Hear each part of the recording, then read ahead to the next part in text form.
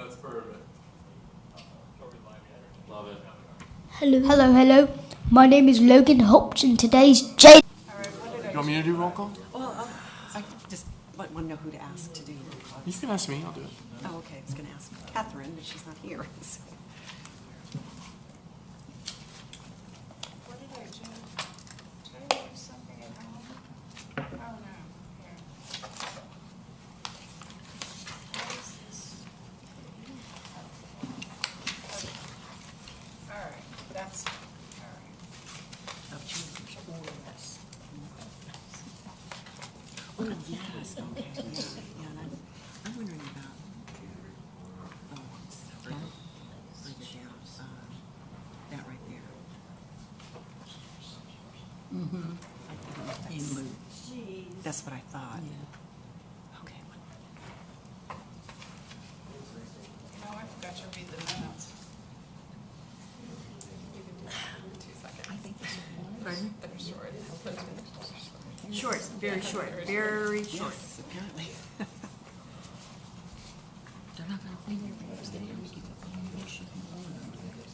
I'm going to do it. And it's more just a beautification thing versus anything else. We ready? Okay. Welcome, everybody. It's 5:30 p.m. on March 21st, 2024, and we are ready to call to order the meeting of the local planning agency for the village of Tequesta, Florida. Dylan, did you want to do roll call? Absolutely. Chair Leslie Dasher. Here. Vice Chair Teresa Maggio. Here. Member Elizabeth Schauer. Here. Member Sherry Ambrose. Absent. Member Jean Mickeldowney. Here. Alternate number 1, Marie Sapiri. Here. Alternate 2, Marco Valdez. Here. Alternate 3, Jared Gaylord. Absent. Okay, Chair, we have a quorum, and you may proceed with the meeting. Thank you. Has everybody had a chance to read the agenda for tonight? Yes. Okay. I'll make a motion to approve the agenda. Okay, do I have a second? I'll second that motion. All in favor? Aye. Okay, agenda is approved. Has everybody had a chance to read the meeting's minutes for the last meeting Yes. in December? Okay, no changes? Okay. I'll make a motion to approve the minutes for December 19th, 2023. A second?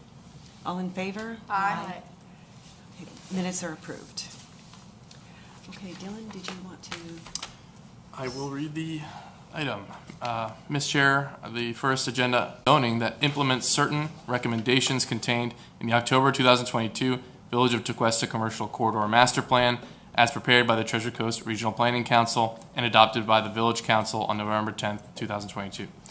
Specifically amending the following sections: 78-4 definitions by adopting new definitions for formula business, formula restaurant overlay district, facade transparency, and civic open space. 78-96 discontinuance of nonconforming uses by adding language to explain the continuation of nonconforming uses in an overlay zone. Section 78-176 C1 neighborhood commercial district by adding permitted and special exception use regulations applicable to overlay zoning. At section 78-177 C2 community commercial district by adding permitted and special exception use regulations applicable to overlay zoning. At section 78-178 C3 general commercial district by adding permitted and special exception use regulations applicable to overlay zoning. At section 78-180 mixed use district by adding permitted and special exception use regulations applicable to overlay zoning and resolving any conflict between mixed use zoning and overlay zoning in favor of overlay zoning. Further, creating an entirely new article, Article 6, Division 3, entitled Overlay Districts, with new code sections 78-201 through 78-204, adopting section 78-201 Tequesta Drive Overlay, creating and defining this overlay district, providing purpose and intent, providing design, setback, facade, parking, formula business and restaurant, open space, and landscaping guidelines, providing for payment in lieu of certain open space requirements, providing for waivers, resolving any conflict between general regulations and overlay zoning regulations in favor of overlay zoning regulations. Also adopting section 78-202 U.S. Highway 1 overlay, creating and defining this overlay district, providing purpose and intent, providing design, setback, facade, parking, formula business and restaurant, open space and landscaping guidelines, providing for payment in lieu of certain open space requirements, providing for waivers, resolving any conflict between general regulations and overlay zoning regulations in favor of overlay zoning regulations. Also adopting Section 78-203 Village Center Overlay, creating and defining this overlay district, providing purpose and intent, providing design, setback, facade, parking, formula business, and restaurant open space and landscaping guidelines, providing for payment in lieu of certain open space requirements, providing for waivers, resolving any conflict between general regulations and overlay zoning regulations in favor of the overlay zoning regulations, and adopting Section 78-204 waivers to provide a process for obtaining waivers from the Village Council from certain overlay district requirements, providing for application and providing criteria for the granting of a waiver, providing that each and every other section and subsection of Chapter 78 zoning shall remain in full force and effect as previously adopted, providing conflicts, a severability clause, and an authority to codify, an effective date, and for other purposes. Thank you so much for bearing with me as I read that insanely long title. Can you make the ordinance any longer? I don't think I could have, even if I tried. It's one of the longest ones we've ever had. It is. We have truly. Lance Lilly here this evening to provide us with a presentation regarding these changes. Thank you, Can Mr. I- Brandenburg. Can I say something first? Absolutely. Lance, if you will stop when you feel it's a good time for the board to ask questions, and we will wait to be called on by him. And if we can keep everything on point, so it's going to be long, so Yeah. if we can just keep everything on point. And Yeah. So thank you. Good evening. For the record, Lance Lilly with CMA, as well as Helping Community Development. This presentation that we have before you is a presentation that you actually saw last month, which is related to the code text amendment for the commercial corridors in Tequesta, and it's based on Treasure Coast Regional Planning Council's report that was conducted in 2022. So just to refresh your memory, in 2022, Treasure Coast conducted a 5-day charrette, which obtained feedback from the community, as well as the business community and residents. Following that, they created this document, which was adopted in 2022, November of 2022, by the Village Council. Following that, we had presentations by Dana Little, which is the director at Treasure Coast, as well as our village manager, Mr. Jeremy Allen. Presentations were also conducted with this board in 2023. And then we had several workshops with the Village Council, which started in May and most recently in January.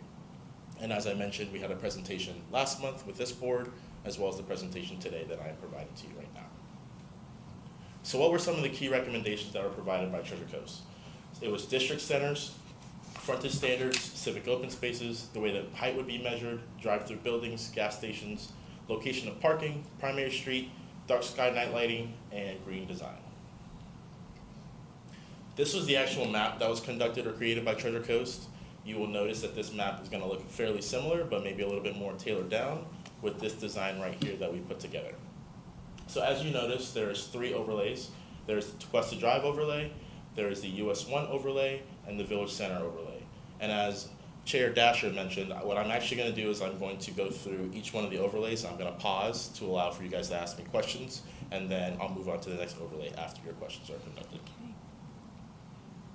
So I'll start with the Tequesta Drive overlay. Tequesta Drive overlay is an overlay which includes the C1, C2, and C3 zoning districts.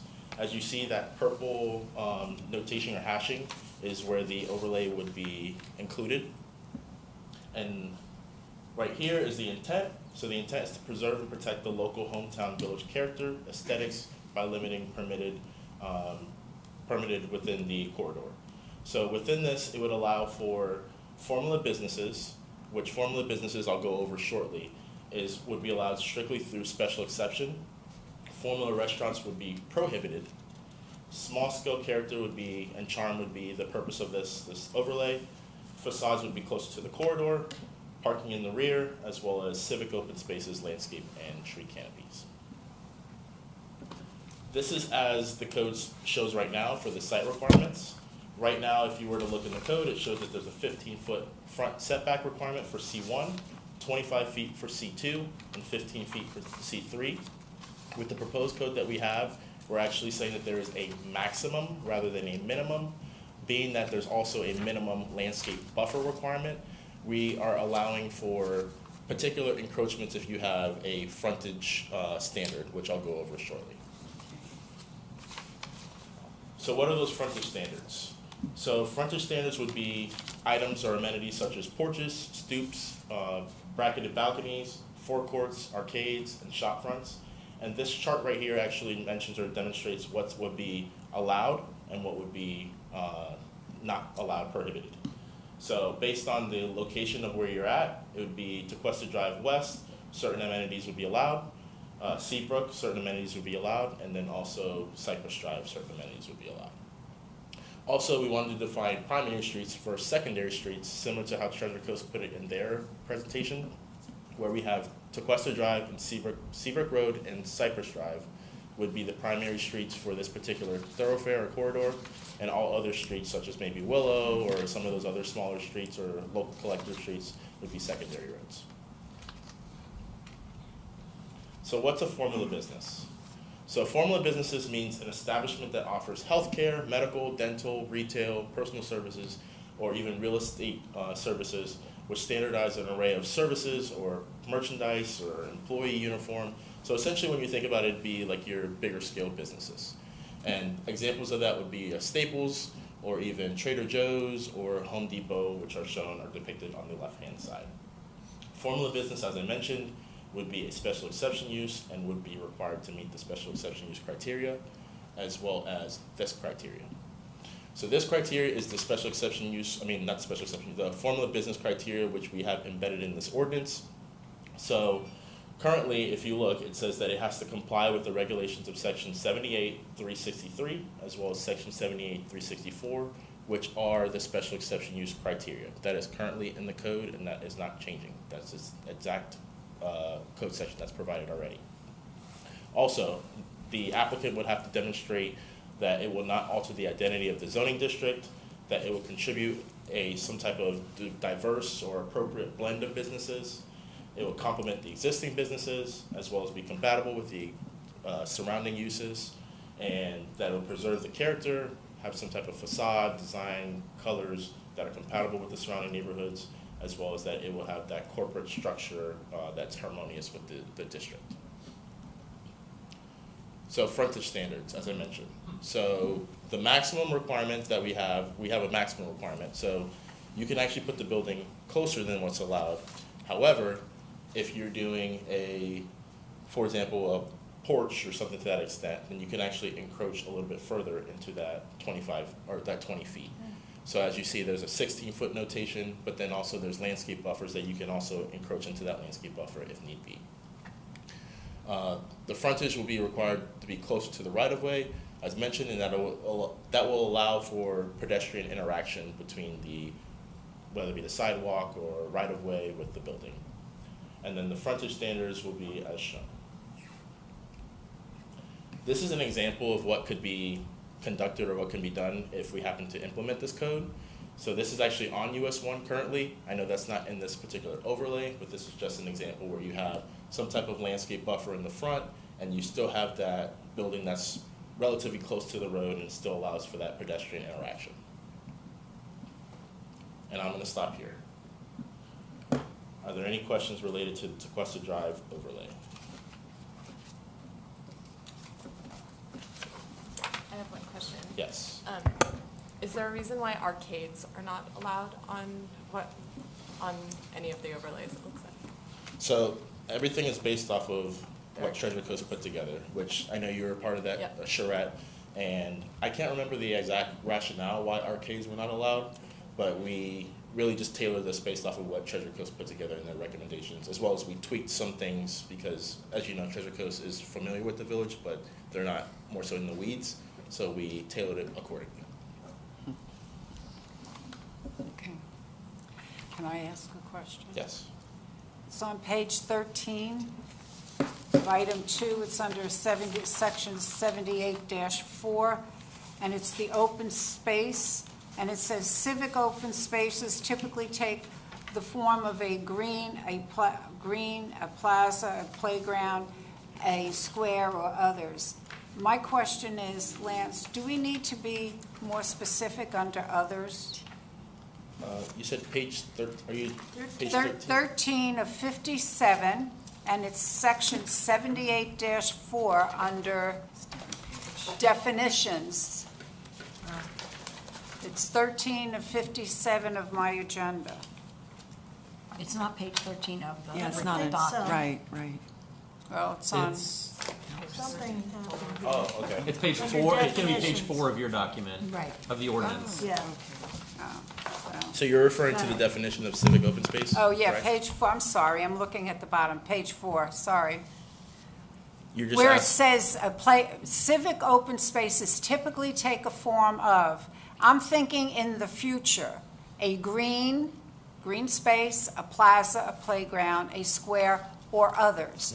Do we need to be more specific under others? I don't believe so. Okay, all right, I was just, because I was trying to think, somebody can always come up with something. Okay, now on, Can I interrupt? Because if you go further down in the code to page 40, there's a civic open space section in each Yes. overlay, Correct.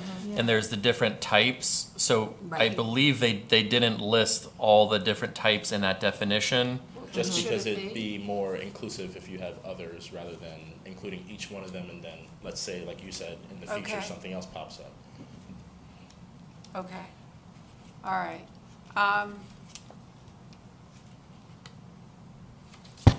Okay, if you go to page 5, and I'm just going back to where I've been on the board too long. Many years ago, there was talk of having a McDonald's here, and a lot of people didn't want the logo.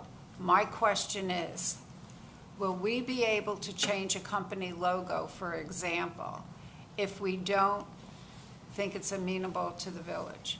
Under the definitions of, it's on the top, where it says, on top of page 5, it is the same similar name, trademark, menus, and then you go into exterior design or architecture. So will we still have the ability to change something? So when it comes down to trademark businesses or formula businesses or things of that nature, for example, in Tequesta shops as well Yes. as Village Square, there are multiple different Yes. formula businesses that are there. Also, when they came through for site plan review, for example, there's a uniform sign code that was approved or whatnot for those. So let's say, for example, the uniform sign code said specifically that they don't want this particular logo or So that- trademark or signage to be there. That can be accompanied with the site plan. That's usually how. Okay, so that's when we get to do that. And as I mentioned, this would be more of a special exception use, so it wouldn't necessarily come before the board here. It would go before council first and then come back after the fact. However, council can say they don't Change. want it to Yeah. be, approve it based off of whatever criteria that they Yeah. believe does not meet that Okay. criteria. All right. So that would be part of the signage approval, correct? Well, the signage would be associated with the site plan. Site but plan. usually for site plans or special exception uses, the applicant would provide the criteria, but they also would provide usually like a site plan or something that would give council a little bit more teeth to review. And then they would make their approvals or denials based on Yeah, the I evidence seem that's to provided. recall when Dunkin' Donuts, they were keeping the exact same signs that used to be Wendy's, but the little coffee cup, if there was a question, it should say entrance, exit without the logo. They ended up getting the logo, because they really went back and said, we're not doing anything different than the previous Correct. location. Okay. Correct. But this is for the attorney.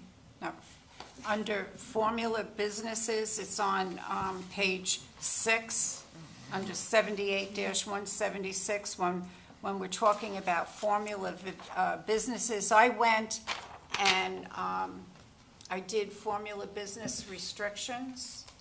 And I read it, and they were saying that some municipalities had problems with the dollar store restrictions and stuff like that. So then I went a little deeper into it, and then it says here at the back, it says legal issues. And when I was reading this, we hit the nail on the head on everything in this ordinance, so I don't think we should have a problem. Well, I'm not a lawyer, but when enacting a formula business ordinance, a city should articulate within the ordinance and its legislative history the public purposes the law will serve and specify how the restrictions will fulfill those purposes. This is a key to crafting a sound ordinance that will not be susceptible to legal challenges. The ordinance should be referenced the city's comprehensive plan, identifying goals, which we've done, within the plan that a formula business restriction will help to fulfill, and then it just goes to commonly include. So I think we really hit everything from the research. I mean, this took me like an hour and a half, so. To address, I guess, the question or the concern is, legal believes this is a legally sufficient ordinance. We wouldn't be bringing it up to you if we didn't. Part of that is the village has previously already adopted its commercial corridor master plan, Right. which identified all of the objectives of the corridor. Today, you are considering a development regulation that implements the objectives of that document. So to answer your question, I believe it's very clear that we are implementing the goals and objectives that were already previously adopted. They've been outlined. They've gone through multiple public meetings, charrettes. So I do believe that we are sufficiently have stated on the record the public purpose and how these regulations are implementing that public purpose. Thank you. That's it. Yes. I do have a question about like formula businesses on the Tequesta Drive overlay. Like there's a Bagel Boys, and I know there's a few Bagel Boys around. So that would classify as being a formula restaurant since there's more than 3 in the country. How do they handle those? I mean, is that just okay because it's not a big flashy sign or? Well, So Bagel Boys ended up not opening. It's Casa Cana now. So it's the same owner, the same gentleman owns Yeah. that operates Casa Cana also, and Locals Pub now operates Bagel Boys. He was initially going to do a Bagel Boys and maybe even do Bagel Boys in the morning, Casa Cana in the evenings. Okay, because they asked for. But he does not do that. Permission. And I believe there's only is there only one other Bagel Boys? The one Stewart and Jupiter. And, Okay. I'm not. So But it's, nobody was buying the bagels. Sorry. He was doing it for brunch, when he was Yeah. having brunch. So, Oh, okay, so that was why he asked for the alcohol license. Yeah. Ability to sell So alcohol Lance, was to be a different is there restaurant. an actual Okay. number that would change it from being that to a formula? well, the definition does include, It says 3. Does it or say more. It says 3 3. or more? yes. Yes, So it says 3 or more. at the end of the definition, it says, and one of a chain or group of 3 or more in the nation. And so that would, now, would that fall under a special exception? Correct. Okay. If it meets this definition, then yes. And then, oh, restaurants it's- are outright prohibited. Correct. So if Marco, it's we a have to- formula, wait on public comment. Bagel Boys, which is a restaurant, would be different from formula business because that's a formula Okay. restaurant. I was just more so see. speaking from Okay. formula business standpoint, that if it I meets that see. there's also a definition for formula restaurant, which, Is, Yeah, hold on. so what Hold is on, that it's one here. then? it starts with the same thing. It says formula restaurant means any establishment that is one chain or a group of 3 or more restaurants in the nation. Same So thing it's the then. same thing. It's just it's more depicted on businesses versus restaurants. That's really just the difference between the two of them. And then there's like the, if I get the name wrong here, Waterfront Realty, I think they have a few offices. How does that work in that district? If So, it's okay as long as it's approved? yeah, it just would have to go through the special exception process and Okay. then show that it meets the criteria. Okay, all right. So because there really aren't any chain restaurants in the Tequesta Drive area, the council thought it was appropriate to prohibit formula restaurants in that area. Whereas there are a few on US 1. You know, Dylan, Keith, our attorneys have said it legally. It's a little bit tougher to prohibit them on US 1 because there's already several in that area. Yeah. And also the purpose and intent of that particular overlay for Tequesta Drive is to keep that hometown feel. Yes. Mm-hmm. Yeah. Well, So you- if you were to add in a formula business, or a formula restaurant, I should say, it might alter that. Yes, and we wouldn't want the traffic on that two-lane road coming through. It just changes the, potentially changes could the change whole- the character. Right. I agree, yes, okay. And the traffic. Say, The traffic is what I back was to a real concerned estate about. office, Yes. No. they can only have three other offices? Say it was William Ravis Real Estate, who has offices all over the country. They're not prohibited, they Yeah. just come in as a That's a special special exception. exception. So it's So- just adding another layer for the approval process. That's really all that is. Just another It's- layer. We're not saying that they can't be there. Right. For example, if it was, let's say, a Chili's or something, we're saying for this particular overlay that Chili's meets the definition of a formula restaurant, they're not allowed to be in that overlay. However, real estate companies or even, Yeah. I don't know, Allstate or something like that wanted to come in, insurance company, and they wanted to come in. We're not saying they're not allowed to be there, they just need to come through the Special. process of getting. Okay. And there's some, I think that the thinking is there's some formula businesses that could be a good fit, aesthetically, Right. and there's probably, many that, if let's say if Lily Pulitzer wanted to come in, I'm sure a lot of people would think, oh, that kind of fits the vibe and character of Tequesta. But if it was a Dollar Tree that wanted to come in over here, that might not really fit what people look for. So the way that it's written, there's a little bit of discretion, so that you can really look and see if that formula business fits the character of the area. Well, right, and plus we don't want too many of the same kind of Exactly. stores, yeah. Exactly. Okay, I think that's about Anything it else for me. for Tequesta Drive? Okay. Okay. I think we'll wait till the end for public comment. After the staff presentation. Yeah. And then we transition to the US 1 overlay. US 1, as Jay alluded to, is more of the commercial corridor. It has a C2 designation as well as mixed use, and it is shown in the green hashing. What's allowed? C2 allows for a 25-foot front setback as well as mixed use depending on the use. If it's residential, it's 10 feet. If it's commercial, it's 0 feet. And as I mentioned, for all of these overlays, you'll notice a reoccurring theme. We want the buildings to be more tailored towards the front or pushed towards the front.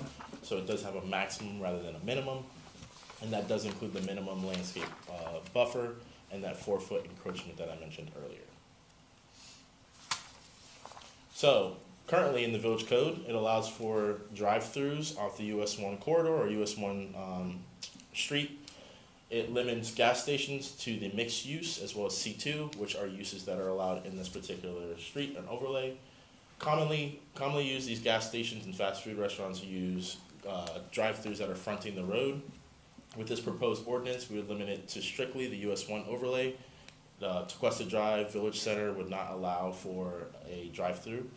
Drive-throughs would be permitted to be in the side as well as the rear of the building, but they also need to have some type of landscape or screening for that particular drive-through.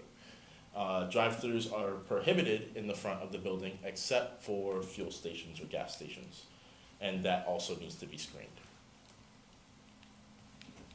What is the intent of this particular overlay? Is to encourage and provide pedestrian-friendly commercial corridor with enhanced physical appearance and clustering of complementary uses. As Jay alluded to earlier, formula businesses and formula restaurants in this particular overlay would be a special exception use. So essentially what we're saying is that, yes, it is allowed, it's not prohibited, but it just needs that extra layer to go to council and be, meet that criteria that I'll show you shortly. Parking would also be encouraged to be in the rear of the facilities, facades closer to the roadway, and also we'd have civic open space, landscaping, and tree canopies would be included in this overlay. What are the frontage standards? Porches would not be allowed in this particular overlay. Stoops, bracketed balconies, forecourts, arcades, no, and shop fronts would be a yes. The main primary streets in this particular overlay would be Tequesta Drive as well as US 1, and everything else would be a secondary street to those. And what is a formula restaurant? We already went over formula business. Formula restaurant would be similar definition. It's a restaurant that has it's one of a chain or a group of 3, and then it has to meet one of these at least two out of the 3 descriptions, which would be it has a same or similar name, trademark, or trade name or trademark to other chains or groups. has a standardized or limited menu, including ingredients, food, beverage preparation, and it offers the following characteristics, which would be exterior design, architecture, interior design, or uniforms. And formula businesses, I'm not going to go over just because we did talk about that just a while ago. And these are examples of it, which would be, as I mentioned, Staples, Trader Joe's, Panera, and Starbucks, which we do already have on US 1. Frontage standards, as I mentioned, we'd rather the building to be at a maximum rather than the minimum, which would be a maximum of 20 feet. And as you go up higher, then we would as well have the building to be pushed back, potentially with a facade treatment pushing it back. And I will stop here for US 1. You'll notice there's a lot of reoccurring themes in each overlay. Yes, totally. Yes. I did have one general question. The overlay maps appear to cover 100% of the businesses in the village. Is that accurate? I'd like to hope so. Well, why do we still have this C1, C2, C3? Is that just for the property appraiser purposes or? Well, what a lot of municipalities will have is you'll have your zoning map, which is what we have on the wall, and that kind of starts with your basic allowable uses. But then when you start including overlays, which is what this does, I guess it's more specific of what you can do. Definitely, yeah. So what we did was we tailored it based on the location, because for example, if you're in C2, but C2 also is in Tequesta Drive, then you might have some type of difficulties as far as what's allowed in this particular area rather than this area, if that makes sense. So we're trying to do the overlays to make sure that it's only on one particular overlay rather than the district as a whole, the zoning district as a whole. Well, everybody, whether you're mixed use C2 or C3, you'd all have to follow this basic same rules. Correct, based on where you're located. If you're in Village Center, you have to abide by Village Center's overlay rules. If you're in Tequesta Drive, you have to abide by that. US 1, you have to abide by that. It just defines them. Yes, correct.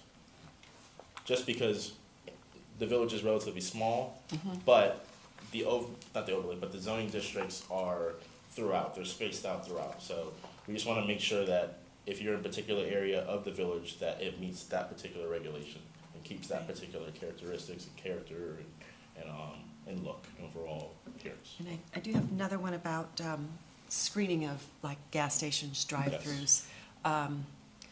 Is the screening such that it's low enough that you can exit and enter?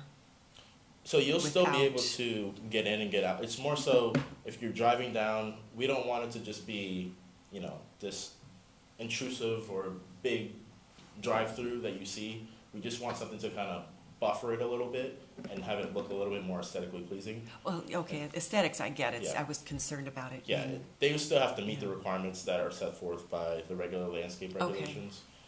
There's regulations as well for like site triangles and things like that. So all of that stuff would be vetted through the site plan process. Okay. Okay, I just have a question. It's in regard to when they want to pay the village for maintenance. It's on page 23. Maintenance and operation and the payment in lieu. I mean, how many municipalities charge for doing this? And is this a common factor?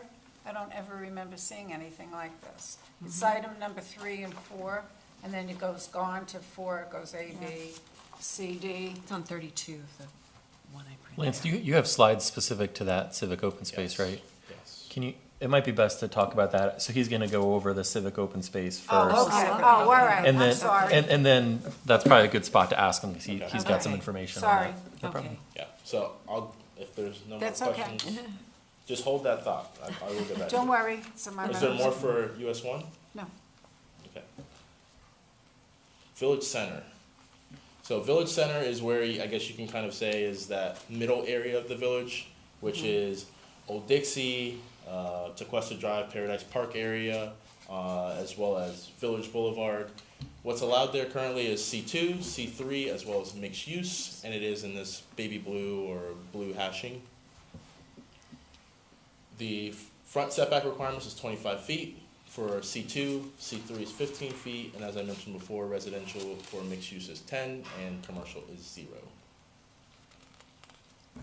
So what is the intent of this particular overlay? It's to encourage architectural character and diversity of uses such as residential, commercial, civic spaces, while providing a pedestrian-friendly environment, connectivity between Tequesta Drive, Bridge Road, and Old Dixie.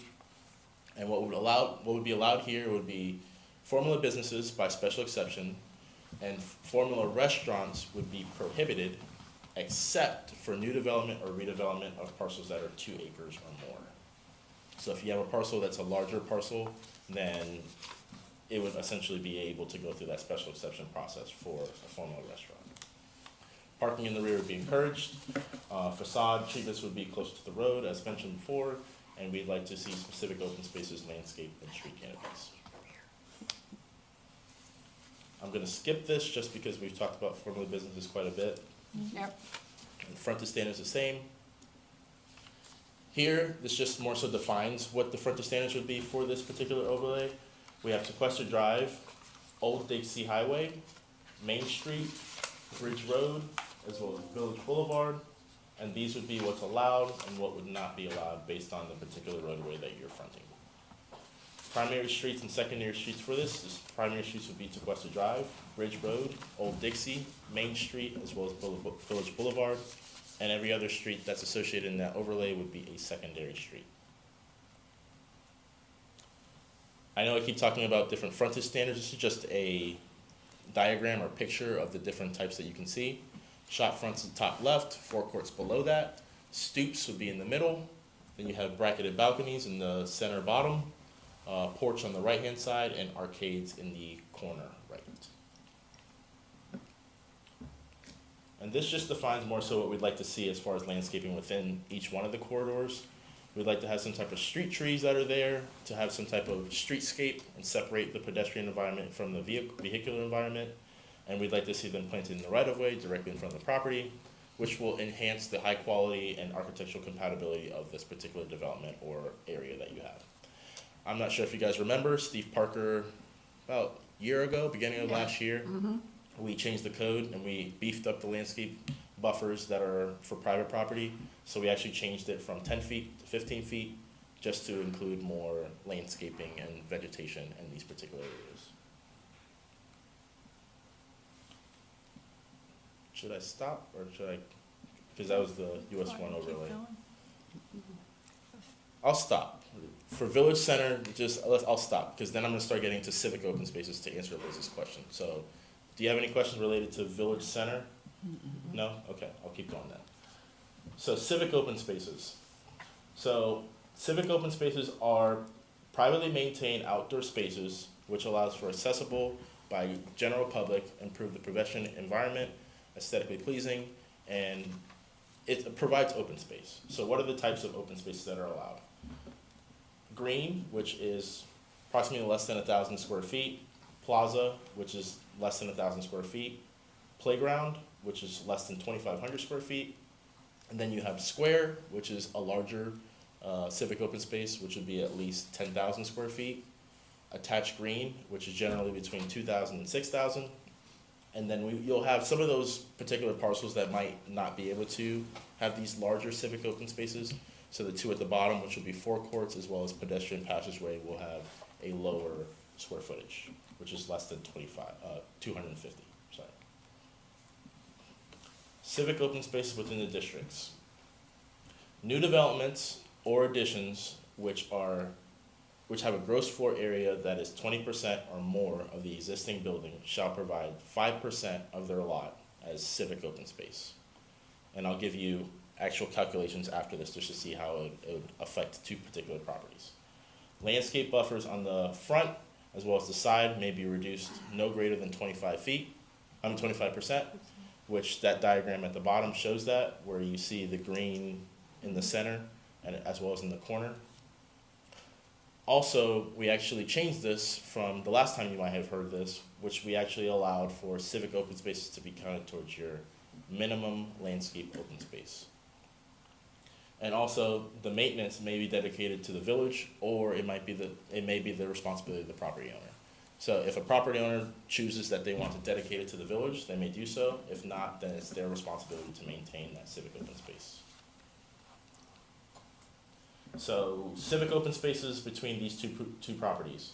As you see on the left-hand side, which is right across the street, we have 312 Tequesta Drive, which is a smaller property.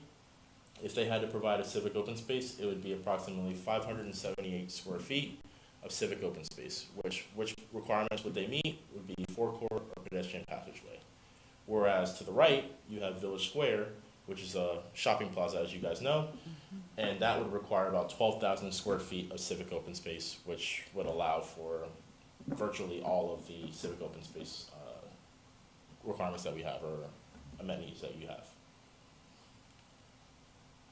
As well as we have payment in lieu.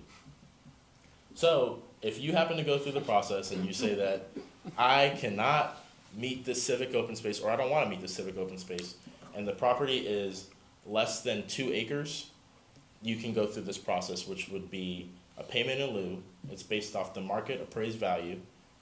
They'd have to provide us with the information that has been appraised at X number. The location and size and natural condition of it would have to be, depending on it, would be whether it's in the best interest or not in the best interest of the village. Council may decide whether or not they'd like to go through the payment in lieu process. If they say, we don't think this is to the best interest of the village, no, you have to provide it, or you can provide us with a payment in lieu. The payment in lieu shall be allowed for acquisition and or development of village parks, recreation, or land systems, and they also are allowed to be used in conjunction with waivers, which we will talk about shortly. Parking in the rear, I'm sure you all understand the concept. It's more so just pushing the building to the front and having parking more so in the back. So if you're driving down US 1, Tequesta Drive, whatever street that you choose, that you're not seeing a lot of asphalt or a lot of parking vehicles in the front and more hidden behind the. I really like that. Good, thank you.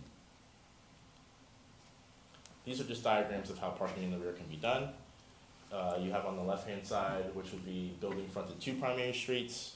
So essentially if you're in the corner, and then you have one that is facing a primary street and a secondary street, and then you have a building that is facing a primary street, a secondary street, and an alley, which that one we don't have very many of, but you might have a case that you have that. Facade transparency. What this is we're trying to eliminate having these stark or blank walls. So almost like how you see it behind you, it's just a wall. We want to have some type of, whether it be doors or windows or something to that extent that would allow for more aesthetically pleasing buildings rather than just having a blank wall.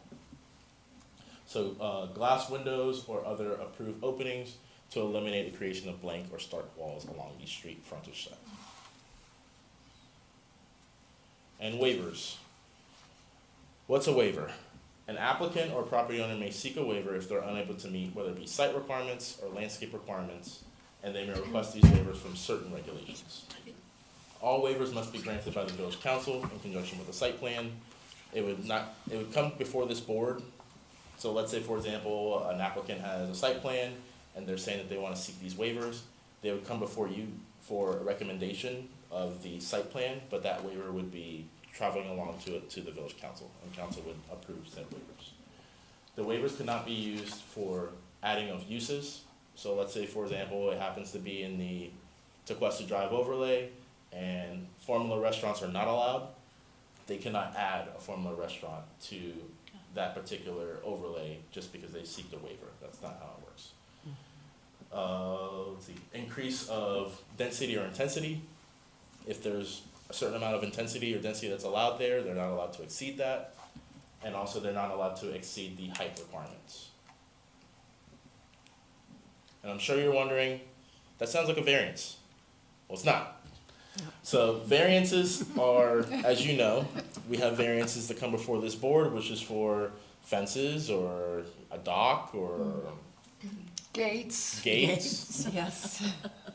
With this, typically speaking, variances are associated with the land and it's based on hardship. So whether it be, I don't know, you have, everyone's lots are typically a square or a rectangle and someone has a circle for whatever reason. Or they choose that for whatever reason, the fence couldn't meet the requirements, so they would seek that variance based on some type of hardship, land hardship. And that would essentially be approved by elected officials, so whether it be this board or the village council, depending on the severity of the application. Whereas waivers are typically associated with PUDs, which are planned unit developments, but they also can be with other types of developments. And they usually run with the development, not with the land. So let's say, for example, a development happens to come in, gets approved with a waiver, but then 10 years from now, it gets knocked down for whatever reason. Those waivers no longer exist. They traveled with that development. If a new development wants to come in, they then would have to seek additional or different waivers for that particular project. And that would have to be approved by the village council. And that's good. And then this essentially concludes my presentation. Today we have the meeting, which is the March 21st meeting with this board, LPA. Depending on whether or not this board approves or disapproves, recommendation of approval or disapproval, it would then travel to the village council next month. And depending on what the village council provides us with, it would then go for second reading in May. Also, there was maps that were shown in here. Maps, as you notice, were not included in this ordinance. They'd be in a separate ordinance, which would travel along after this ordinance. And that concludes my presentation. I'm open to questions. My question is, how many municipalities charge for, the maintenance? Is this a very common thing? I've never seen it before, that's why I'm asking. It's on page 23. When you say charge, so they can, Payment in lieu, I've never seen this paying for maintenance, so what the dedication part means they can deed it over to the village where we would take on ownership of it, and we could actually, it's in some cases counted as one of our parks. Okay, so, this is common with some of the municipalities in doing that, okay. Correct. Yeah, because I've never seen that before, okay, thank you. And I do have one little question, if this is a typo, or I'm not sure. It's on my page 41, it's just under the in lieu of section, payment in lieu of, down at 4D. It does say at the very last sentence is required to pay the fee lieu for You the, said page 41? Page 41, on the one I printed out. 33? It's Oh, 33, yeah, the yeah, internal document. this is in the last village center overlay, but it says it on all three of them. I don't know if that's a typo or applicant is required to pay the fee lieu. You're missing it Fees in and- there. Okay, that is, and it's on all three of the, Yeah. And also up above where it talks about the 2 2 acres. 2 acres or less, not of less. Yeah, okay. And that's in Yeah. subsection That's a- 4. And it's repeated as well. That was a typo. Yeah, so there's 2 in that. It's section, oh gosh, it's so hard to go back far enough here. I've got it noted already. Oh, We'll- okay. We'll change that. Okay. Good catch, thank you. And, let's see, I got the waivers, and now this is the village overlay, just a quick question. Formula restaurants and drive-through facilities are prohibited in the village center overlay. It does say that one formula restaurant may apply for special exception, but that would be without the drive-through. Correct. Okay, so only possibly the formula restaurant, but no drive-throughs Correct. for any reason, okay.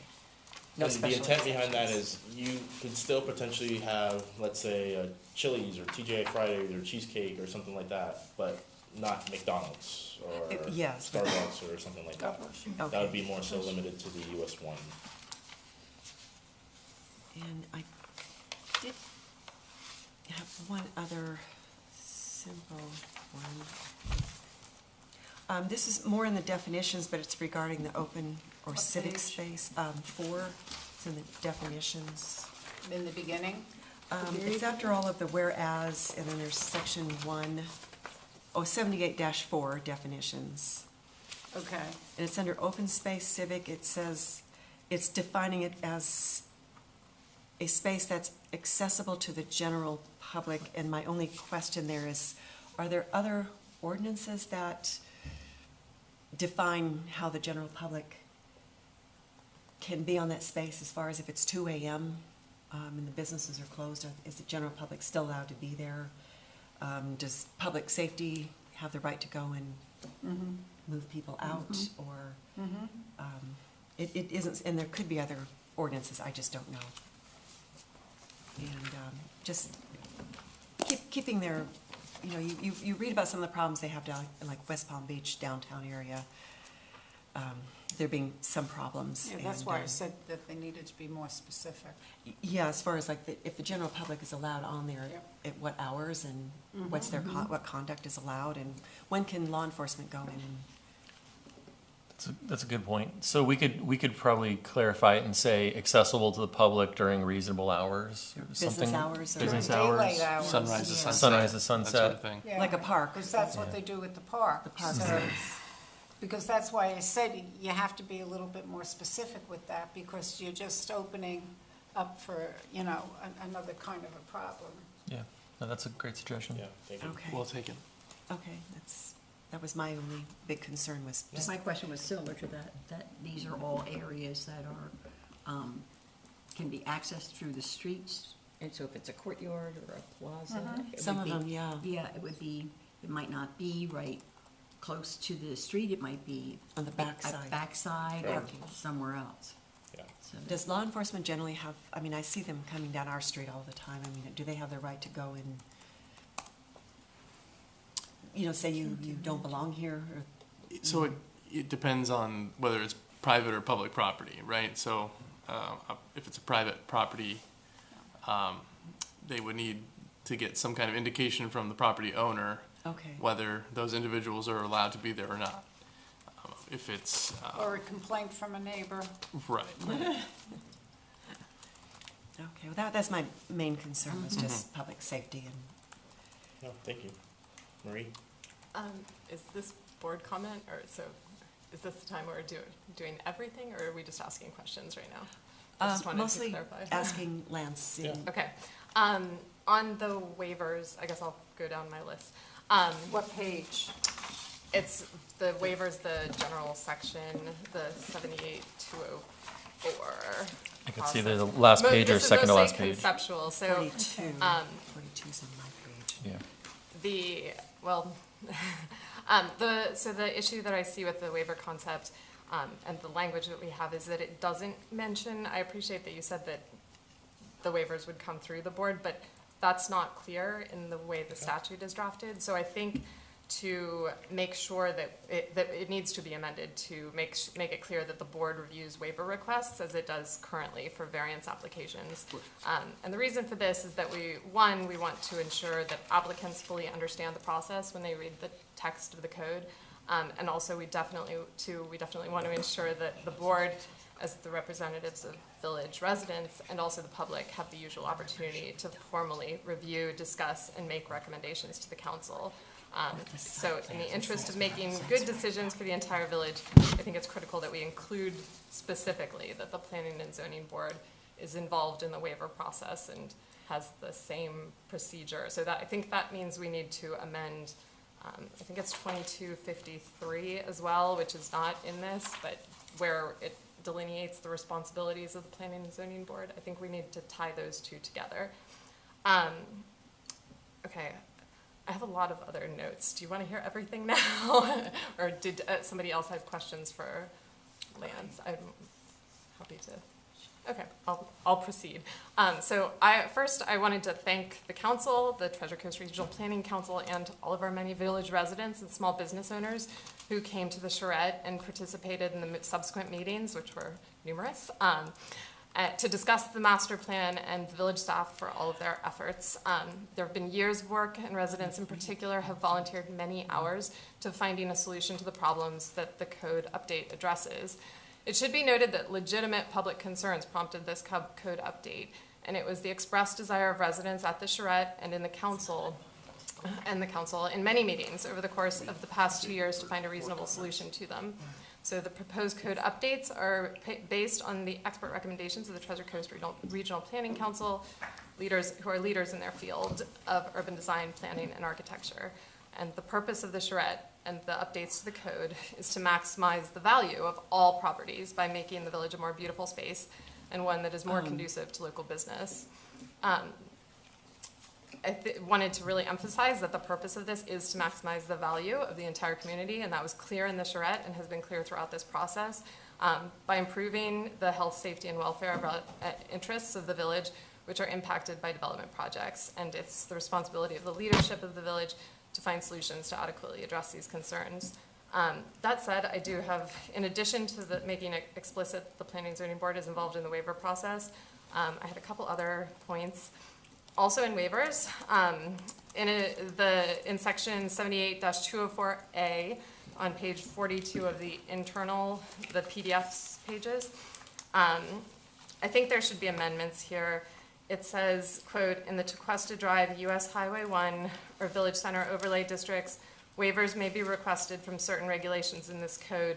An applicant requesting a waiver shall demonstrate that the waiver provides a public benefit, including, by way of example, high-quality architectural design, pedestrian amenities, no-cost dedication of rights-of-way, construction of public parking, public art, or other improvements adjacent to the property, preservation of environmentally sensitive lands, provision of public parks and/or open spaces or mixed uses which reduce impacts on village services.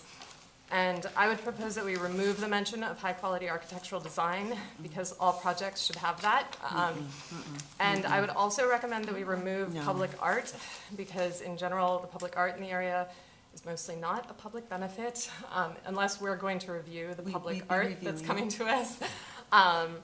I think we should make sure that and give further guidelines as to what kind of public art we want to see. I think we can take that out.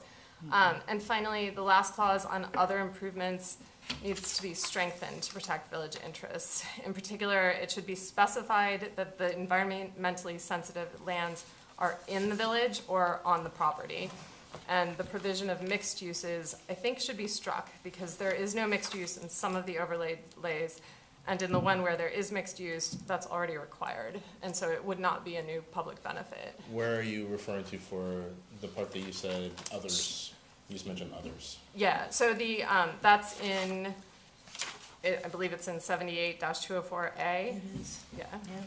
It's at the end. The very end of the paragraph. It's at the end of the there's a long sentence of the applicant requesting a waiver shall demonstrate that the waiver provision provides a public benefit, and then it's going through the things that might be public benefits. And I'd like to be clear about what we consider a public benefit, and also that we want to see high quality architecture everywhere. So that's not a special public benefit. Okay. Okay, the other point that I think is very important, and I think Mrs. Schauer brought it up in section 78-201, page 23, and all the other mentions of civic open space regarding the maintenance of civic open space. I think it needs to be clarified that the property owners may offer the civic open space to the village for maintenance and operations, but that the council doesn't have to accept the offer. Yes. The reason for this is that the village doesn't get to decide what type of open space is on the property. So it would seem inappropriate to allow property owners to burden taxpayers with the maintenance of that space in an involuntary fashion. I think that's a good suggestion. We talked about that yesterday. I like that one. I believe the village would have to accept a dedication regardless, but we But could it certainly can't, it can't hurt to clarify. clarify it Right, I within would just the like to existing clarify, ordinance. these are not, yeah. But if you put it in, then it is specified, Right. and the more specific I think that you are in certain things, I mean, it's better. I mean, because this ordinance has been a really challenge from the beginning. But I think that one's just an easy clarification, Yeah. right? Yeah. Because, Marie brought up the point that somebody could put in a really expensive fountain and then, require, if it's not clear that we can say we don't want to maintain that, then they can say, well, the code looks like it says that you have to accept it. So it doesn't hurt to just say that the council may opt to accept maintenance, but it's not. I can give you a specific in regard to that, and that's going down to where the Tequesta Drugs is, that little circle, and you'll see a round thing. Years ago, we wanted to have a clock tower put in there, and the developer said that he would put a clock tower in. So we said, okay, you put it in and you maintain it. He didn't want to maintain it, the village would, so we don't have a clock tower. There you go. Well, and also if the village took over the land, they would be free to take out the fountain. I mean, they could make it something that was easier to, I mean, that's Yeah. an option too, so. Sure. My next suggestion is that in the list of types of open space on page 22 and all the other references to civic open space, I would recommend adding the word living everywhere it says lawn, so it would read living lawn to clarify that we're getting turf grass. Yeah. Well, we can't have anything else.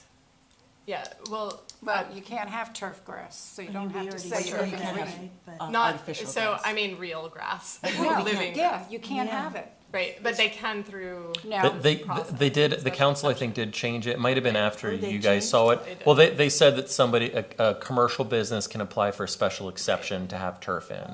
So in this So case, there is a since it's path where they I would could- like them they to could be do it. restricted to green, because part of the purpose of the civic open space was to, since they have an open space requirement, to consolidate some of it so that we got a larger amount of green space on these properties rather than have small small bits of open space that count toward the open space. So in this case, we were consolidating to the 5% so that, and it should be, as a result, it should be landscaped green space, right? So Predominantly, living with the lawn. exception of a few of I think the plaza is the only one that has maybe a little less green space, but yes. Living lawn is what you meant. Right, living lawns, just for everywhere there's the word lawn, if we could put Yeah. living in front of it, that would be. Live Do lawn. you think Maybe it would they're make, kind do you think it'd be better just to explicitly say, turf shall not be used? Yeah, Rather than just say living lawn, because then yeah.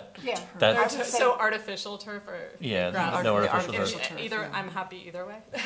I just would like live landscaping. Yeah, I didn't think they could put fake Right. grass.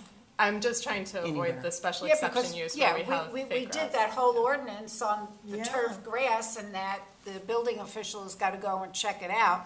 So why don't we just say that there's no turf grass allowed in the civic open space? Perfect. Turf grass, to Not me, turf Well, turf, Artificial. artificial, turf. whatever, yeah, I'm Turf sorry. grass doesn't. yeah, Artificial, Are you okay. sufficient whether we put living, I guess living lawn I like or that. artificial, no artificial turf? Does it? Well, I It's don't- easier to regulate if we I just have say no no problem with artificial I, that. turf. I, No I think so. artificial turf. That's the I easier think way to that's, do it. that's more specific, yeah. And then the payment in lieu of provisions in section 78-201G4, and I'm sorry, I didn't write down the page number here, and all the other sections where there is a payment in lieu of provision. I would recommend amending the proposal to cover properties consisting of 1 acre or less. Right now it's 2, and because like I said, the point of the open space requirement is the consolidation of the open space on a parcel to add aesthetic interest and ensure a minimal consolidation of the required open space. So if a parcel is at least 1 acre, my understanding is that the 5% would be well over 1,000 square feet, which gives the parcel the full range of options in our menu of civic open space possibilities. So in that case, having a buyout provision would end up dramatically undercutting the intention of the code. So I would propose, instead of the 2 acres or less, take it down to 1, so that we would have, it would also reduce the number of buyouts that we would be having to process as well.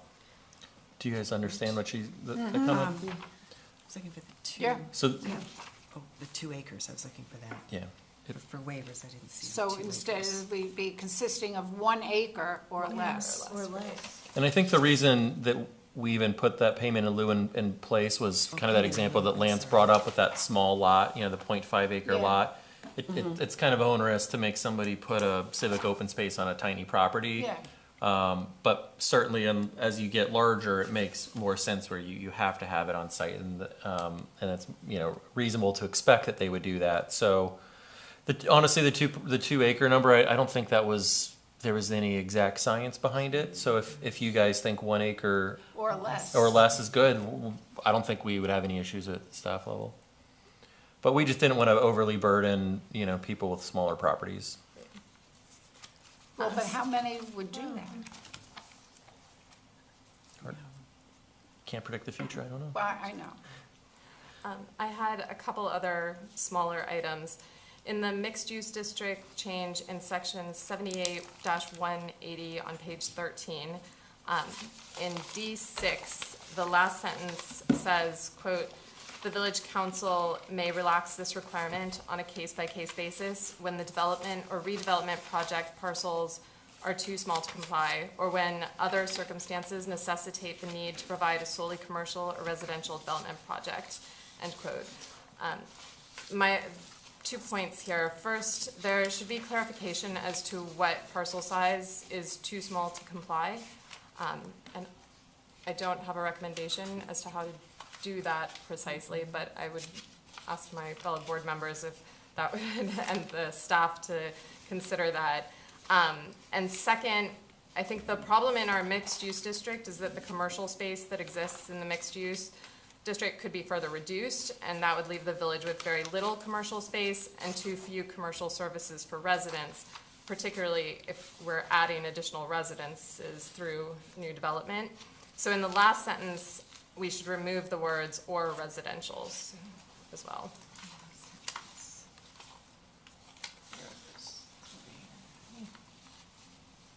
That's 78-180. Yes. In D6, in the last sentence. This is a complicated one. Right, sorry. So the village's comprehensive plan says in the mixed-use district that overall it should be a 80-20 mix split of residential and commercial, so that it's not purely residential or purely commercial, and you're truly getting a mix of uses. But there was nothing really in the code to clarify that. So we wanted to put that in here to clarify it. But there's also instances on a smaller property where it's for instance, the old Bank of America site. They're looking at redeveloping that. It's been developed as a small office building. I think it might come forward as a restaurant in the future, but it's difficult for them to put residential on that property, right? Then you're requiring somebody to put 2 or 3 townhouses over an existing building. And so in that case, it doesn't really make sense to do a mix of uses. Or if somebody did buy a small 1 acre parcel or half-acre parcel and put up 5 townhouses, you don't want to make them put in a restaurant there. No. So there's time, but then on a larger project like Village Square or Paradise Park, it's reasonable to expect a large project like that to have a mix of uses. So we wanted to write it to give council a little bit of discretion when they could give people, relax that a little bit, and when they could say, hey, you're going to need to put some commercial uses in here. And because also to keep with the theme of the comprehensive plan, which is that 80-20. Yeah. Right. I would just point out that many of the mixed-use developments are actually residential and that we've had. So I think we're on I don't know exactly what the percentages are, but that's the reason why I would recommend removing the or residential words here, because I think that we are much closer in the situation of running the risk of not having enough space for local businesses to operate than we are in not having sufficient residential units, especially in the mixed use, partly because of how the mixed use district has functioned in the past. So in this case, and to address this particular situation, I think that the best scenario here is to make sure that we're getting enough commercial so that we are we're meeting the comprehensive plans. How are we going to word it? Well, now the village council has the ability to say no. Well, I understand. So one suggestion, so Marie and I did talk about this yesterday. Some other places have things where there's a threshold where if you're doing X amount of residential units, you have to provide some commercial uses. So you could say something like, where a development proposes 50 or more residential units, X amount of commercial space shall be provided. Or if you're providing 100 residential units, you shall provide X amount of commercial space. That way it's not, it's not arbitrary. There's a little bit of kind of math to it. You could also just make it a more open-ended recommendation to council where you say, you don't have to give them the exact number, but you maybe tell them to further evaluate how to quantify that or determine when relief could be granted and when someone has to put commercial uses Yeah. in. Because you would be more specific in regard to that than having somebody just say, oh, well, opt out to that. The more specific you are, the better off everybody will be, so that they don't, come back for a variance. Okay, the more specific, this is the time that we get to do that, to be specific and not to have any leeway. Leslie and I don't like variances at all. Sorry. Okay, so, I know you have more. I have one. If you so fit, when you come through the recommendation portion, if you do happen to say you want to approve it, then that might be a condition that we can put. Oh, well, I didn't write it down, Lance. I'm sure I've Maria got got most of Okay. my things in a Okay. format.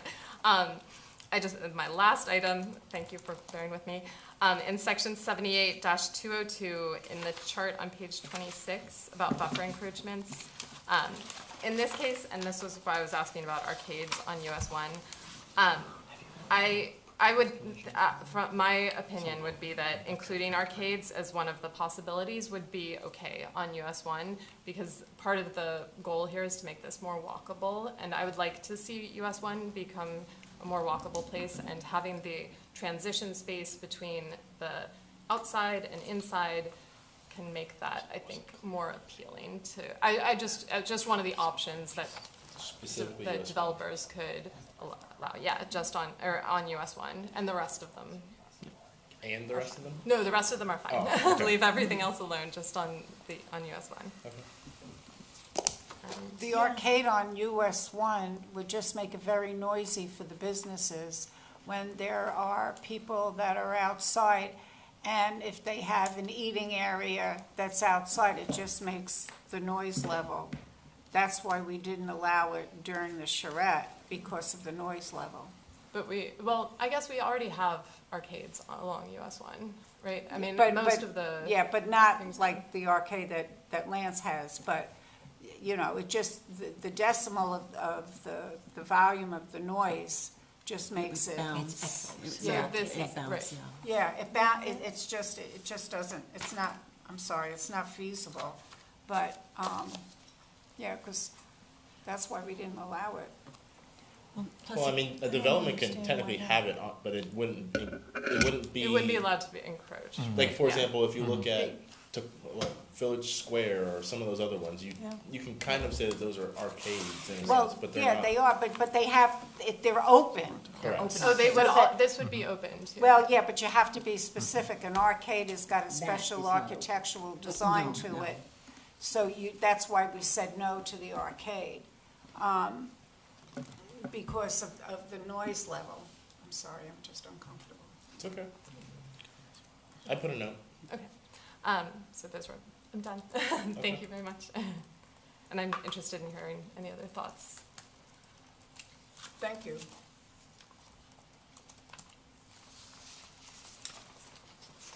Okay, any other questions for Lance?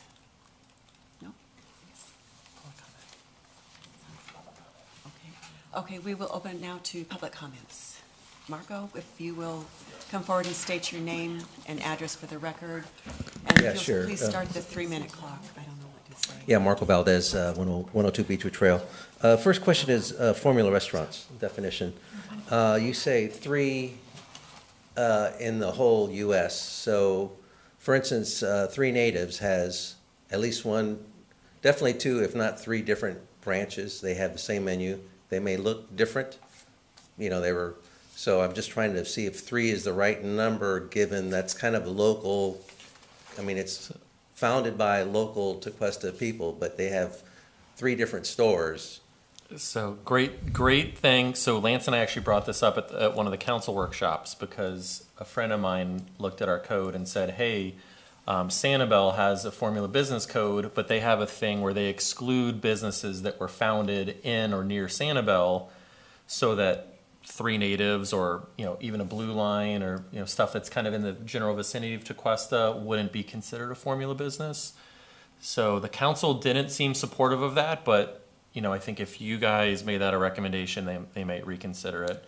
But the idea is that you would still say, formula businesses, but you would exclude anything founded. You could exclude just businesses founded in Tequesta. Or maybe the number 3 is too me, that's a too little restrictive. In other words, to put 3 Natives in the same conversation as McDonald's is. The problem is 3 Natives now has probably north of 10. I think they're opening in like Jacksonville. Oh, so okay. yeah, Right. so they're growing pretty quickly. Oh, I didn't so, think they were that big. Yeah. So anyway, I just wanted to understand more about that, being specifically they're a local establishment, or originally a local establishment, how that comes to play. TBC would be another potential. I know they have other shops that are under different names, so I guess they wouldn't technically be the same. Correct. But if they wanted to branch out, that could be a problem. So I just wanted to make sure we weren't overly restrictive. The drive-through requirement, I was just curious, so is the Dunkin' Donuts by Publix compliant with the current code, or the, as Dunkin' Donuts had an existing drive-through, which has a landscape buffer Yeah. on the front. yeah, so does it But fall? it's still gonna be different because there's different landscape requirements now, so the landscape requirements before were 10 feet, now it's 15 feet, so I can't say it's technically compliant with today's code. But Oh, the setback, because you can't see but you can't see the It still driveway. has the overall idea of kind of. Obscured. having the drive-through Okay. in the back and then it comes around. So it might meet the spirit, may not be the exact compliant. Okay, I just wanted to ground myself a little bit. The civic open space things that you were showing, the slide that you were showing earlier, one was a vacant lot, right, on, Right across the Tequesta street. Drive. Across the street. yeah, and so that would be easy. And I guess the question would be, is on the Village Square, is that currently compliant, or how does that come into play? Is that completely not compliant or kind of compliant based upon as the new code? You're saying for civic open spaces? Correct. I don't recall they have any civic open space, so. I mean, they have a few benches and some squares and stuff, but it may not be. Even so, if that's the case, then it doesn't meet the 12,000 square foot that's there. Okay, all right, I just wanted to get a better example. Waiver versus exception. You made a comment about the exception stays with, the exception stays with the property and the waiver goes with the business. Did I say it? No, the variance that runs with the land. Yeah, variance is an exception, is variance an exception? No. No, so, Okay, so variances are more so a deviation, it's a deviation of the code related to whether it be setbacks or particular requirements. So for example, as I mentioned before, we have specific requirements related to fences, which this board is very familiar with. okay. And it says that you're not allowed to pass the front of your home. Well, we have some properties in Tequesta that they came before this board and seeked a hardship and received the variance because that Okay. passed that front of the home. Okay. Whereas a waiver differs because it runs with that particular development, not really the property. Property would be more so like a variance per se, but it runs with the development. So let's say Village Square had waivers, whether it be for landscaping or some other type of waiver. Village Square got knocked down for whatever reason. You bought it or someone bought it and said, all right, I don't want this anymore. Those waivers no longer run Yeah. with that particular property or that business because it's no longer there. Let me restate my question then. There's a whole section about special exceptions, and then Yes. there's a section called waivers. Correct. So Are they special- different? Yes. Okay. Yes. Special exception use, is based on use. So, Okay. for example, if you look at the code, there is a permitted section which says Yeah, yeah, if yeah. you come in outright, for example, in the single family area, you're allowed to put a home up. You don't have to come before the village and seek any type of additional Yeah, yeah, yeah. approvals. Whereas there's specific special exception uses that say you need to meet these particular requirements. It's hard. And it might be, I don't know, it needs to be harmonious, or it won't be injurious yeah, to the land, and things like that. Right. And then, once you get that approval from the village council, you then proceed with your site plan process. Mhm. So if the village council says that they don't want that particular development, doesn't meet the requirements, that use is not allowed, if that makes sense. Yeah. So if it's a permitted use, it's allowed outright. Special exception use, it's allowed, but it needs to meet the particular requirements. And then prohibited means it's not allowed at all. Gotcha. So that's more so with a use perception instead of a particular code requirement relief. From the Okay, okay. All right, and last question. Can you talked about arcade definition. When Marie mentioned arcade, I was thinking about the kids, playing in the arcade and the gambling things that got busted in Port St. Lucie. So, I think that's what she was hoping to. So I was like, There should be another day. I'm with you. So, and if that's better offline than educating, that's okay. I just was, the arcade thing kind of got my attention, so. Okay, was that everything, Marco? We talked on here about architectural styles, and it says, based on this particular guidelines. So if someone were to look for a particular architectural style, they just go through this guidelines, and it has particular requirements that are in here. And We're still using that book, aren't we? Yes. Right, we still have that book, right. Can I ask one question? Can I wait till we close Sorry, public yeah. comments? No, I'm Are y'all good. done? Thank you Okay, very much. okay, we're closing public comments now, and we're open for board comments. Okay. Marie? I do have one question. Okay. On the waivers, when the waivers end isn't specified in here, so do we need to do that, or is that a matter of common law or state law, something that we're, out of curiosity, or? So if someone were to partially renovate their building, or dramatically change it but not knock it down, does the waiver end at that point, or does it run until the? I believe the intent would be to run with the business With until Okay, The development order. part of the development order, okay, if there's a substantial change to the structure. okay. But that's all clear in some other, I think there's something that says 50%, there's 50% change or something like that. There's, okay. Yeah, and then they have to go back to the village council. Yeah, for that's the, considered like a new, yeah. It's like I will review 50%. that item though and Okay. make a recommendation if we think it needs to be included within the actual definition. Okay, I think that'd be good to include. Yeah, because they could come back and ask for another waiver, couldn't they then? well, you can ask, yeah. Right, then they yeah, can just start over return again, if they yeah. needed to. So I think it'd just be good to have clarity as to Yeah. when a waiver is Is extinct or extinguished, right? I felt like it went with the business. It's Yeah. usually tied to the development order. So Development, somebody right. would come in with a site plan. The site plan would, if approved, would say, it would have an order written up by our attorneys, and it would say, the site plan was approved as submitted Exactly. with the following waivers, and those waivers can be put into use through a building permit. But if they never submit a building permit, the waivers, they don't exist. They expire with the development order. similar to the variance, if a variance is, if a homeowner gets a Sure. variance for something with the land, but they never build it, the variance expires. Development orders have expirations. And that's why we also put it here related to in conjunction with the Yeah, we site have so plan. many days. Because with the development order, it would have the waivers associated Yes, with but it. it's like if you don't. And, Do anything. Or you get rid of the building. but then You don't get the you don't get the variance. you can do the wording so that it's, when the building doesn't exist anymore, the waiver is gone. But would that need to be in here? I Is think that it might part be. of I'll confer with Dylan and Jay, and we'll, if we feel fit, then we'll include it. Maybe but not. Maybe, we're not sure, yeah. Does that need to be part of any motion, or Not does yet. that happen We're without, okay. Not quite ready for that yet. I just so, want to make sure my checklist is, Yeah. All right, we did.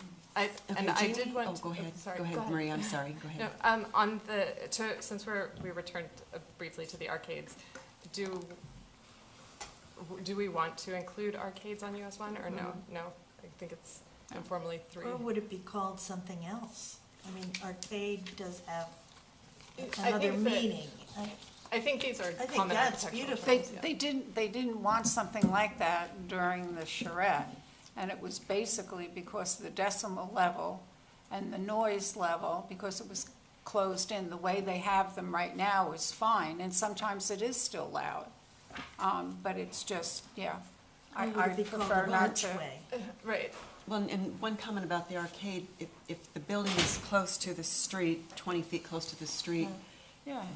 that's the frontage, you would enter the business from the backside, so Well, the arcade really wouldn't serve much of a purpose. actually, the reason that, from my perspective, the reason to include them is so that is to foster the pedestrian elements there. So that people will walk down I would like to have people walking down US 1 with trees in between the cars. Well, there'd be and sidewalks. Sidewalk, There'd and be then sidewalk. landscape buffer, and then arcade with passageways into the business was through the, Just- that was the vision that I think Well, was, of having it more, I think. Well, I as understand. in, like, right, so it's, that gives it the transition space. And they can still, like Lance said, they could still put an arcade in, they just have to, they couldn't get the 4 feet, is that correct? Or, I think it's. Correct, yeah, they could still do one, they just can't encroach 4 see, feet so into it. if they could still do it, I mean, I think, Yeah, but then you have the problem with vandalism. Well, I understand what Marie's talking about, Yeah. but like so many of these parcels out here, they're too small. There is no cut through to No. the businesses. It's, they're well, so so when, small. it's gonna be in a redevelopment scenario, so I think that in that case, pretty much everything would be on the table. Like, they could put in a passageway, have an arcade, and that could probably look really neat to have. It would if it was a big enough. And Yeah, well, covered. Parcel, right. so on US 1, those parcels are pretty large. There's maybe two. Yeah. But I'm the thinking the malls. malls, right? Yeah, the malls, but then again, yeah, I don't know. The noise, I think, would just be bouncing and echoing, Yeah, and all your windows, the people behind the windows that work, yeah. it would be. Well, I'll It would be take that loud. from my list. But I do understand what you're saying, Marie. It's, Sure, no problem. it looks cute, but Yeah, and it's covered. It's a nice area to walk under, Yeah, covered archway. yeah, and but you've then, got your sidewalk. then you have in the evening, and you've got vandalism, you've got teenagers, being teenagers, and you don't know, kids are kids. I do worry What are about they the gonna public do? safety aspect.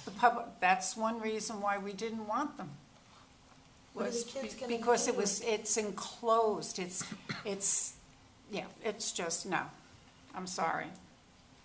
I'll say no on the arcades. Yeah, I understand both your points, it's just. Yeah, it's public safety. Mm-hmm. Okay, so, are there? We made so Jeannie? many changes, I didn't want to. No, Jeannie, do you it's have any like- comments? What's that? Liz, are you? No, everything has been addressed, Teresa, so. okay, so are we ready to decide what? Sure. Can I, so I've heard a few things that were mentioned as possible recommendations. Yeah. Forgive me, Maria, I've probably missed a few of yours. Sure. But I'll read them out, and then if I miss anything, feel free to add to it. So there are a few Scrivener's errors were suggested to correct. We'll take care of those. Update the definition of civic open space to say that the spaces are only open to the public during reasonable hours, so that that people don't have to allow them to be open all night. I think that was yours, Ms. Yeah. Mischauer. Make it clear that the PZB does review and make a recommendation on waivers to council. Make it clear that we do not have to accept the maintenance of civic open space, that we could, opt to not accept that. Reduce the size, reduce the size to 1 acre where properties are eligible to do a payment in lieu of the civic open space. Make it clear that civic open space cannot have artificial turf. And then quantify when relief can be granted on the 80 to 20% mix of uses. I had one more. I would amend section 78-204A to, this is the defining, or not defining public benefit, but the examples of public benefit, to remove strike the language or the phrase high quality architectural design, and then leave pedestrian amenities, leave no cost dedication of rights of way, but add the word public to it. And then construction of public parking, leave that, strike public art, and then in the last clause, or other improvements adjacent to the property, preservation of environmentally sensitive lands in the village, add in the village, and provision of public parks and or open spaces in the village, and then that, put a period there and strike everything else. Okay, I am not in agreement with that. I like the thought of there being special They're gonna get approved architectural. anyway. Yeah, and it They're all gonna get has to come approved before us anyway, as a site plan amendment, even to get the waiver. So we'd have the chance to look at the architectural detail, but I'm for new stuff and things like that. I'd like the opportunity for people to present. But just to be clear, this is what would be a public benefit in terms of the waiver. So they're asking for something different. So they need to show a public benefit. So the problem with keeping the high-quality architectural design is that implies that we're okay with substandard architectural design in other areas. I don't get that. No. I don't at all. We don't read it that way. Yeah. I think that you'll find that other people do read it in But that we have way. the option to Change it. Okay. And to get the right to build in the first place, it has to be up to standards. Yeah, I think it would be when something exceeds what you would normally see in Tequesta, right? So there's an expectation of what someone has to do. Let's say that's an 8 out of 10 on the architectural scale. But if someone came in with a 9 or a 10 and really wowed you, then you could say, well, this is above and beyond what we would have expected you to do here. Yeah, It gives you a little leeway. and it's a recommendation for us to do the site plan, then it goes on to council, so you've got like a lot of different eyes looking at it. And I know one example, architectural detail over on Riverside Drive.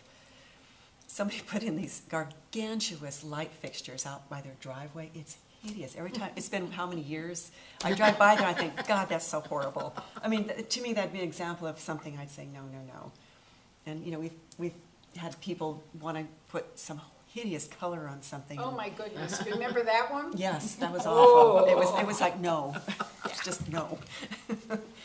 So, I mean, She wanted to So tip on off. She the, wanted her client to tip off. would you like to include public rights of way and remove public art as one No, of the options? we're leaving it in. You would like public? yeah, I'd like the option for Alright. 10 different people to be able to look at it and say, I think I would recommend removing the or mixed uses because mixed uses only apply in the mixed use zone. So they have to have it there and they should not, we don't want it in the other areas.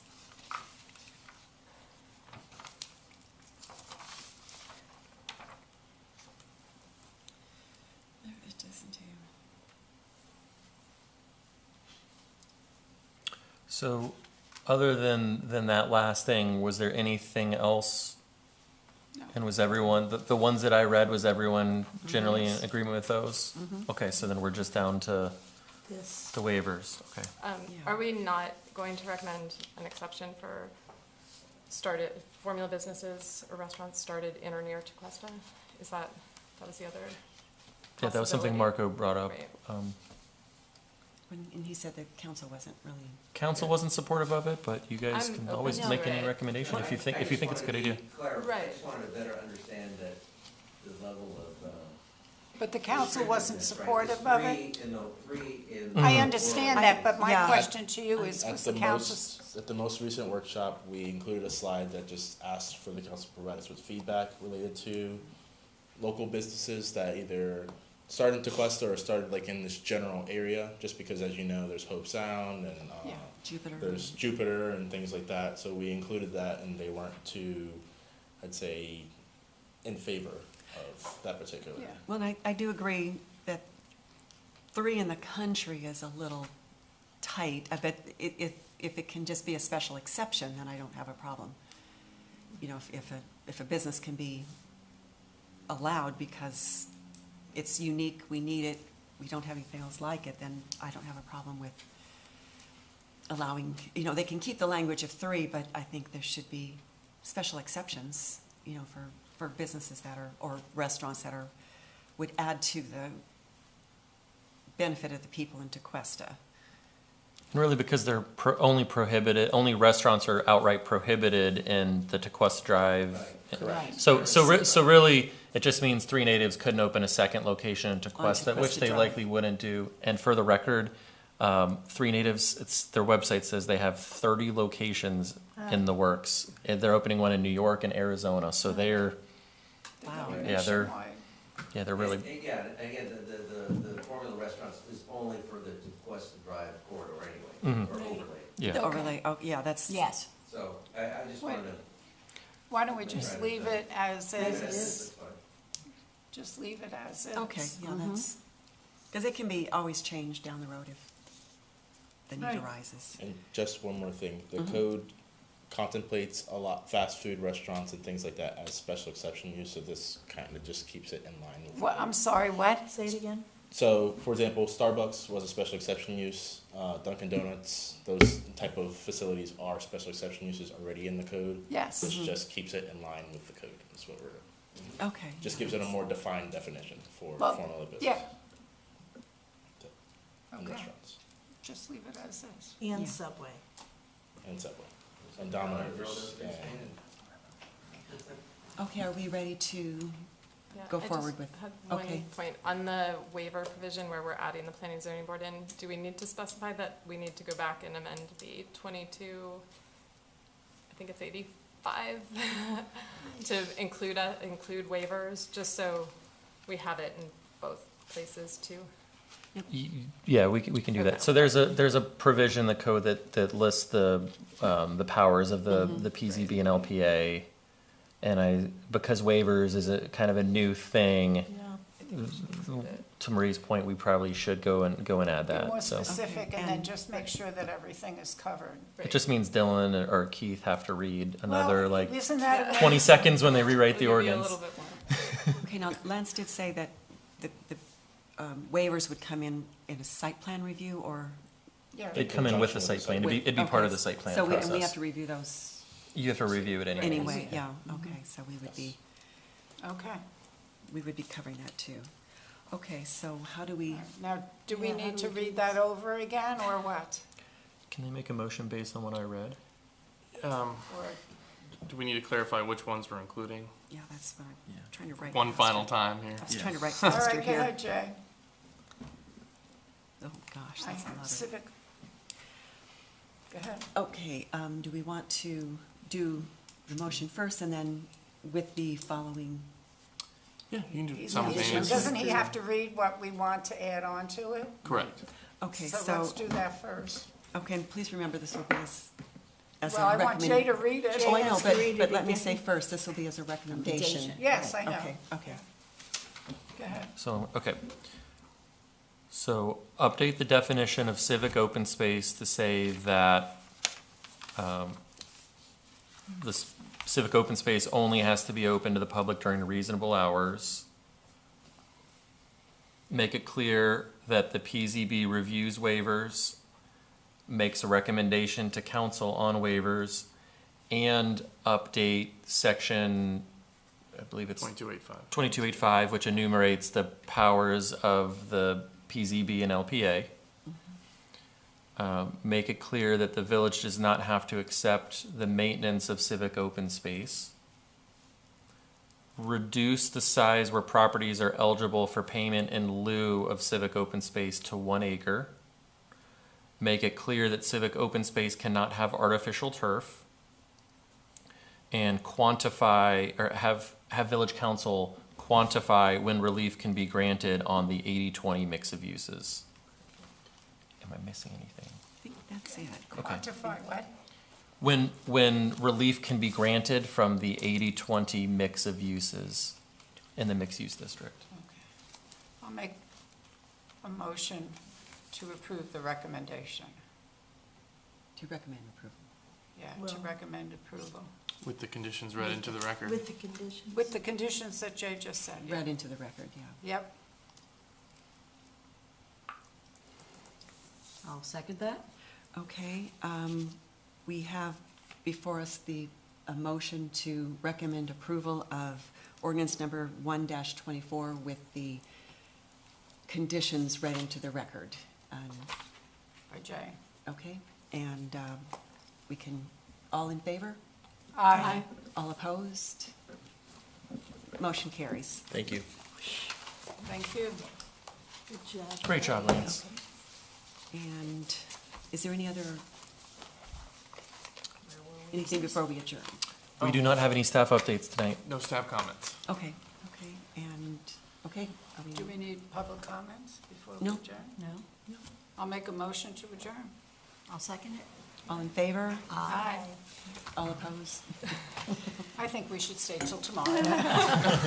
Okay, I don't think my back could handle it. so sorry.